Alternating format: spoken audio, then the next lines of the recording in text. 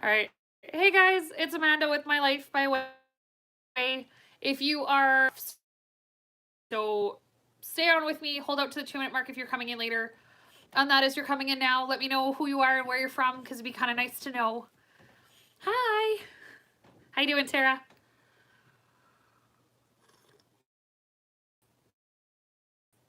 Know where you're from?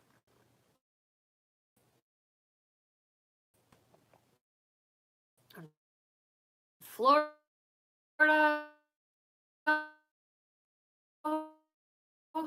Oh, it's chilly in my basement. Social isolation between my husband and I, and we're trying to stay out of each other's way as much as possible. So he is upstairs right now doing his thing and gaming and that kind of stuff, and I'm down here from Pennsylvania, hey?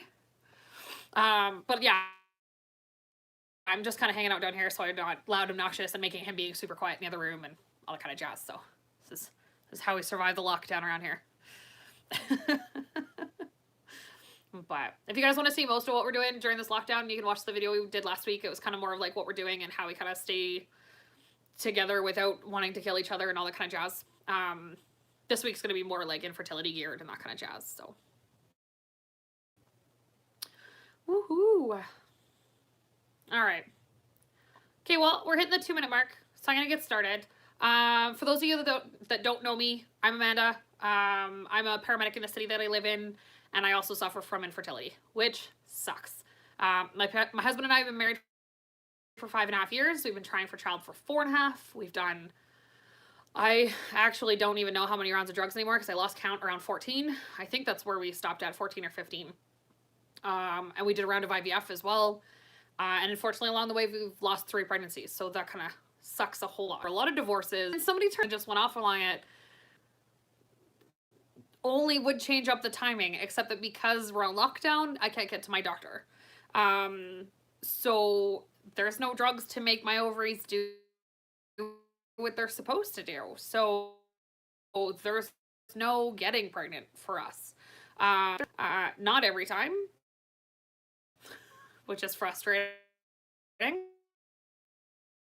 It's frustrating. It also canceled our round of IVF, which is really frustrating for us. We were planning to go back this spring. We were actually hoping to leave this month or next month, depending on when my husband got shut down. He works in the oil field, and there's usually a bit of a like spring kind of lull somewhere in like March, April, give or take a little bit. We were just going to wait till that slowdown happened, book our trip, and go. And because we go through fertility treatments in Prague, we'll get you out of here, or get you in here for the next cycle. But obviously that's not going to be a thing. They've shut down their clinics as well, unless you like live in the Czech, that kind of stuff, which makes sense. But it does mean that I'm out of doctor and out of treatments.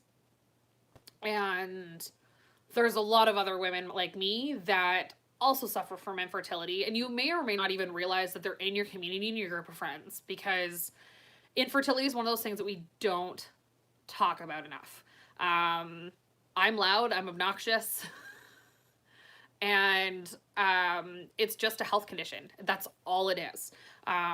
It may be male factor in some cases, it may be female factor in some cases, like it is in ours, and sometimes it's a combination of both, and in some really exceptionally upsetting situations, it's unexplained, meaning everything comes back properly on the tests, but you've been trying it and it's not happening for you.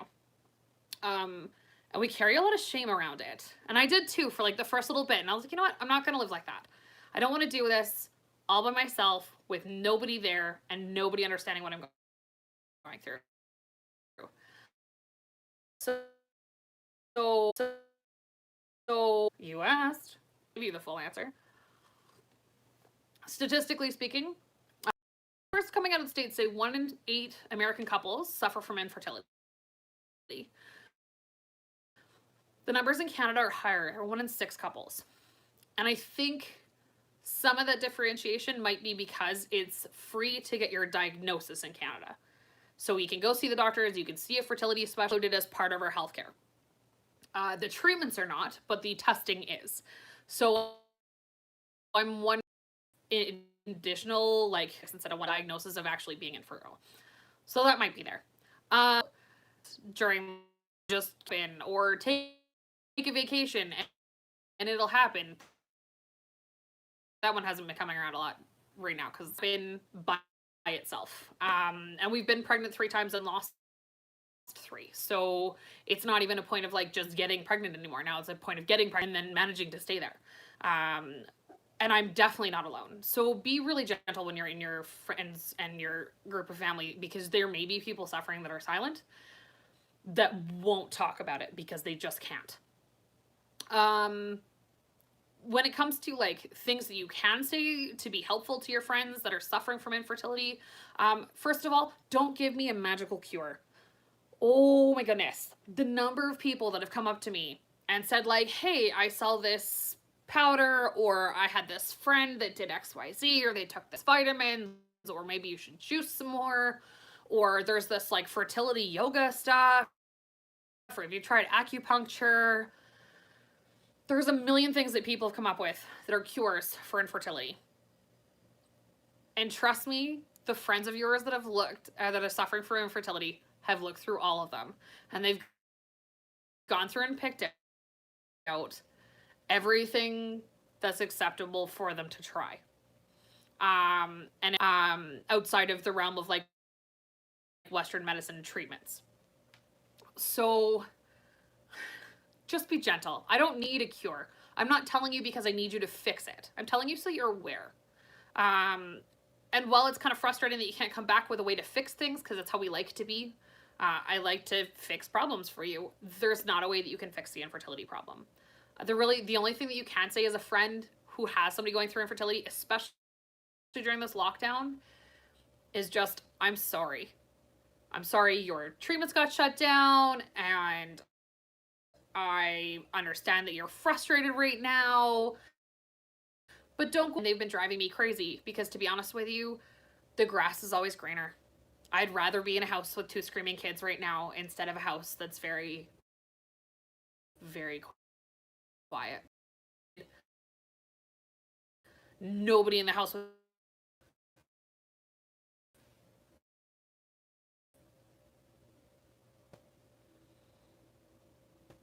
Okay, I think we're back.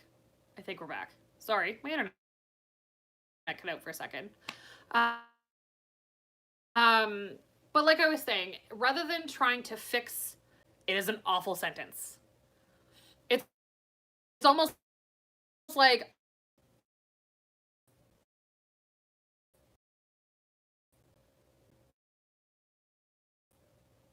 okay, or at least the one that I saw was like, at least like it could be like a different country that's doing things in a different way than we are, where they're further locked down from us. Or like Anne Frank lived in a she lived in a ceiling, I think, for like 2 years. Didn't she, in an attic? At least you're not Anne Frank. Like, there's a lot of at least comments, and they all... Okay, let's try this again. We're gonna change places because I keep losing internet ability in there, and I don't know why. Anyways, I'm gonna come chat with my dog in here. But yeah, so rather than doing an elite statement, try something along the lines of like, it sucks and I'm sorry, because it sucks for everybody. It's not less bad for anybody else. This is very frustrating. These are things we've never done before, never dealt with before. It's a sense of loneliness we've never dealt with before. And it's amazing. At least we have the technology we have, and it's fabulous. But there's that at least again. It doesn't miraculously make it better, right? So could it be worse? Sure. Is that what we want to hear when we're frustrated and we're upset? No. So be gentle with yourself. Be gentle with those that are around you, whether it's infertility or something else, right? There's been a lot of, oh, you could get fit during this time, or you could learn a new language, or you could learn to paint, or you could whatever, which is all wonderful if that's what you're motivated to do. Some people need something to do during this time, and for you, that's amazing and that's wonderful. Some people need to just relax, take it one day at a time, and hope to God you're still alive at the end of it. And you know what? That's totally okay too. If you don't get out of the house for a whole week because you're just kind of depressed because this sucks, then that's what you do. Do what allows you to get from one day to the next. Search out for support that is helping you rather than hindering you. And don't make any at least statements to anybody, infertility or otherwise. Anyways, that's pretty much all I have to say on it. So I'm gonna let you guys go. Sorry about all the infertility or the connectivity issues that I was having. we'll find a new place to video when we do this next week. Other than that, I make a live video about once a week. You're more than welcome to pop on, say hi, tell me where you're from, join the conversation, and I'll talk to you guys later. Okay, stay safe out there. Bye.